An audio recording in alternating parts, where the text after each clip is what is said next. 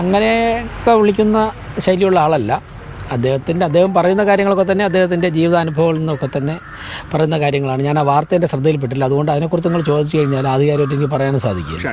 ഇന്ന് വൈകുന്നേരം നമ്മുടെ പട്ടം ആർച്ച് ബിഷപ്പ് നമ്മുടെ കർദിനാൾ ക്ലിമീസ് ബാവ ഒരുക്കുന്ന ന്യൂ ഇയർ ക്രിസ്മസ് ഫീസ്റ്റിൽ പങ്കെടുക്കുന്നുണ്ട്. അങ്ങനെ തിരുവനന്തപുരം കോർപ്പറേഷൻ്റെ ഭരണത്തെ മുന്നോട്ട് കൊണ്ടുപോകാൻ വേണ്ടി സമൂഹത്തിൻ്റെ എല്ലാ തലങ്ങളിലും പ്രവർത്തിക്കുന്നവരിൽ നിന്നും ഉപദേശവും അവരുടെ അനുഭവവും ഒക്കെ തന്നെ തേടുകയാണ്. അതിൻ്റെ ഭാഗമായിട്ടാണ് വന്നത്.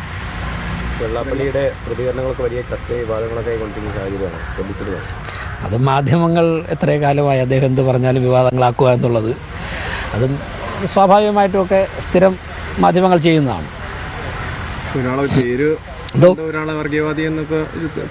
ആ വാർത്ത എൻ്റെ ശ്രദ്ധയിൽപ്പെട്ടില്ല. ഇവിടെ വന്നപ്പോൾ ചില ആൾക്കാർ പറഞ്ഞു കേട്ടതാണ്. ആ വാർത്ത എൻ്റെ ശ്രദ്ധയിൽപ്പെട്ടില്ല.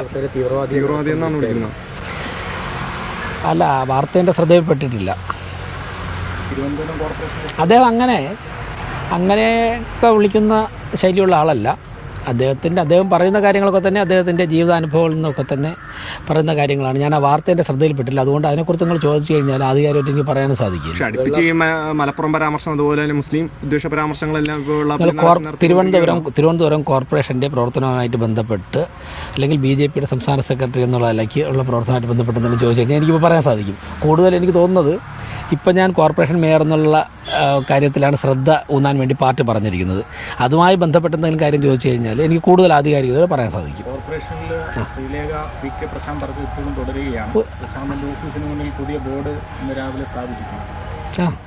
തർക്കമല്ല, സൗഹൃദ സംഭാഷണമല്ലേ അവർ നടത്തിയത്. നിങ്ങൾ തർക്കമായിട്ട് മാറ്റി. അവിടെ ഒരു തർക്കമില്ല. കൗൺസിലറുടെ റൂമിൽ നന്നായിട്ട് പ്രവർത്തിക്കുന്നു, MLA അപ്പുറത്ത് അദ്ദേഹം ഇരുന്ന റൂമിലിരിക്കുന്നു. അവർക്ക് രണ്ടുപേരും വളരെ സൗഹാർദ്ദപരമായിട്ട് പ്രവർത്തിച്ച് മുന്നോട്ട് പോയില്ലേ. ജനങ്ങളുടെ എല്ലാ പ്രശ്നങ്ങളും കാര്യങ്ങളും അതാ സ്ഥലങ്ങളിലോട്ട് പരിഹരിച്ചുകൊണ്ടിരിക്കുന്നു.